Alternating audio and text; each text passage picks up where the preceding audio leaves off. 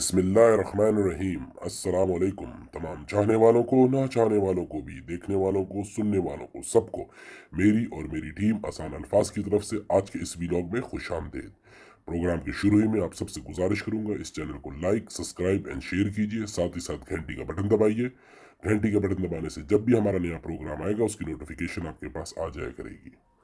आज के इस वीलॉग के अंदर आप लोगों को कोशिश करूंगा कि आसान अल्फाज के अंदर हम आसान अल्फाज से सच समझा सकें, बता सकें कि ये लाहौर के अंदर हो क्या रहा है, लाहौर क्या पंजाब के अंदर हो क्या रहा है। एक बात तो वाज़ेह हो चुकी है, पंजाब जो मुस्लिम लीग नून का गढ़ कराया जाता था अब वो गढ़ नहीं रहा।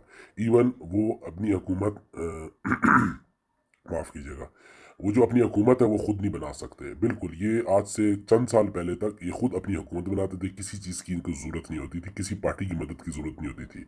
अब इनकी ये हालत हो गई है कि ये पीपल्स पार्टी के बगैर अपनी हुकूमत नहीं बना सकते, और कुछ चंद इंडिपेंडेंट जो आज़ाद उम्मीदवार हैं उनके खिलाफ, उनके मदद के बगैर ये अपनी हुकूमत नहीं बना सकते। PTI इस वक्त सबसे बड़ी जमात पंजाब की बन चुकी है, और जिस तरीके से इमरान खान चल रहे हैं, मेरे ख्याल में अगली इलेक्शन तक इमरान खान को मुस्लिम लीग काफ की भी ज़रूरत नहीं पड़ेगी। अब आते हैं ये जो वाक़या हुआ और ये जो जितना सारा ड्रामा हुआ पंजाब असम्बली के अंदर, इससे क्या नुकसान, क्या फ़ायदा और ये क्यों किया गया। सबसे पहले याद रखिए कि दोस्त मजारी जो हैं उन्होंने सॉरी माफ़ कीजिए, दोस्त मजारी जो है उन्होंने इन PMLN ने दोस्त मजारी को इस्तेमाल कर लिया। ये PMLN की, नवाज वालों की ये खूबी है कि ये चीज़ें इस्तेमाल करते हैं और इस्तेमाल करने के बाद फेंक देते हैं। इन्होंने उस बंदे को इस्तेमाल किया, एक लेटर कहीं से पहुंचा दिया, क्योंकि PMLN जो है, PML मुस्लिम लीग नून जो है, नवाज, ये ख़त पैदा करने में महारत रखती है। बेशक वो कतर से ख़त आ रहा हो, कि कैलिब्रेटी फ़ॉन्ट का ख़त आ रहा हो, कि कोई भी ख़त हो, कि बाप बेटे के दरमियान कोई डीड लिखी जा रही है वो ख़त आ रहा हो, ये ख़त लिखने में महारत रखते हैं। तो इसलिए इन्होंने ये जो अभी चौधरी ब्रदर्स का ख़त है ये भी कहीं से पैदा कर दिया है, और ये मैं नहीं कहूँगा कि जाली है, मगर ये भी ख़त के ज़ोर के ऊपर ही ये ख़त के ऊपर बड़ी अपनी सियासत करते हैं। तो अभी भी इन्होंने ख़त का सहारा लिया और उस तरीके से अपने मकासद हासिल करने की कोशिश किया। मगर अफसोस की बात यह कि जब भी ये ख़त लाते हैं, चाहे जिस तरह मैंने जिक्र किया कतर का ख़त हो, कैलिब्री फ़ॉन्ट हो, जो इन्होंने बशूर ज़माना पनामा के दिनों में इस्तेमाल किया था, वो सारे जितने भी हैं वो सारे इनके कोई ख़ास निशाने पे पहुंचते नहीं हैं, क्योंकि झूठ के पैर नहीं होते। इन्होंने अभी जो ख़त इस्तेमाल किया कि जब सुप्रीम कोर्ट के अंदर इनसे पूछा गया कि आप सॉरी, सुप्रीम कोर्ट के अंदर इनसे पूछा गया कि आप ये ख़त के बारे में हमें ख़त ला के दें, तो मज़े की बात है इन्होंने ख़त ही नहीं पेश किया। वहाँ पे वो लाइन ही नहीं, जो दोस्त मजारी जो पढ़ रहे थे वो लाइन, कि जी पार्टी के सरबराह ने कह दिया कि मेरे वर्कर्स को कहा है कि वोट ना डालें, तो इसलिए वो अपने वोट को काउंट नहीं करेंगे उनके सरबराह के मुताबिक, और फ़ोन भी सरबराह से मेरा हो चुका है। और जब अदालत ने, सुप्रीम कोर्ट लाहौर के अंदर जो है उनका, उधर उनको बुलाया गया कि आप दोस्त मजारी खुद आए, तो ये खुद भी नहीं है। ये वही हुआ जिस तरह कतर से लेटर इनको मिल गया था, और जब कतारी को कहा कि तुम आओ हाजिर हो, इसकी तस्दीक करो इस खत की, तो वो नहीं आ सका।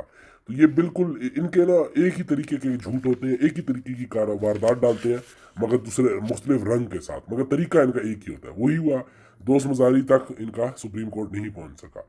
अब सुप्रीम कोर्ट इसका नोटिस असूलन लेना चाहिए कि ये तौहीन अदालत के अंदर आता है।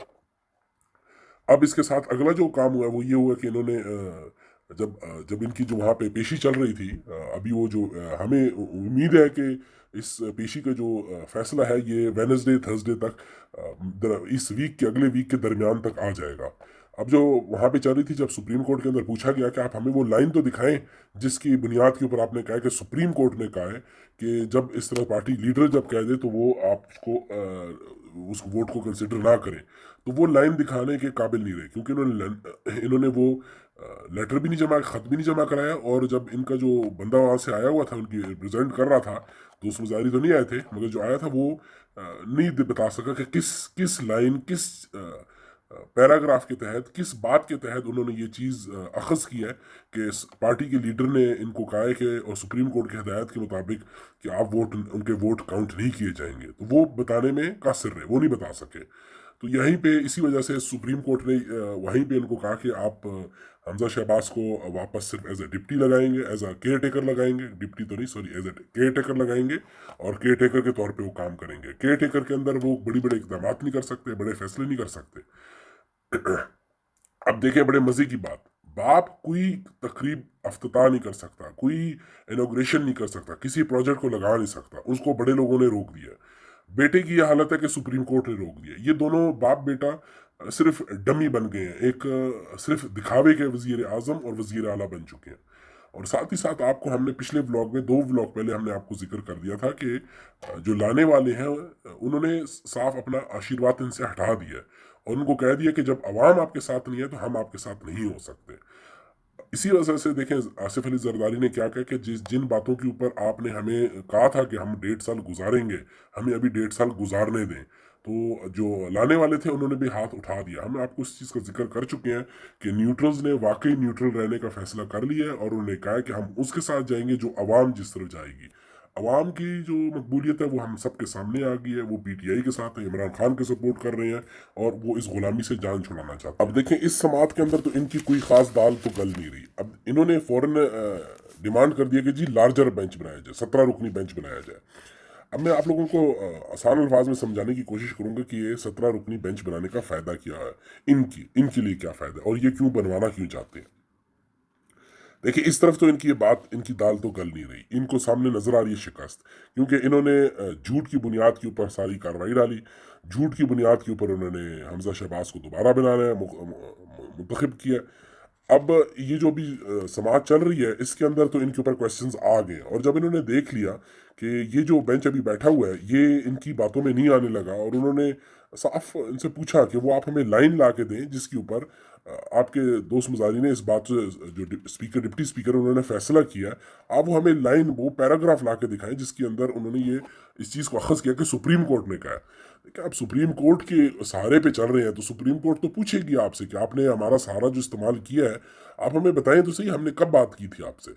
अब जब इनको नजर आया कि हम तो ये शिकस्त की तरफ जा रहे हैं, इन्होंने फौरन डिमांड कर दी जी 17 रुकनी बेंच बनाया जाए। अब 17 रुकनी बेंच बनाने का देखें उसके अंदर इनके मकासद क्या है। सबसे पहले टाइम गेन करना, काफ़ी अच्छा टाइम। 17 जज इतने फारिग तो थोड़ी बैठे हुए हैं कि इनकी गलती और इनकी बेवकूफ़ी और इनकी मकारियों के लिए वो बैठे हैं और अपने और ज़रूरी काम छोड़ के इधर आ जाएं।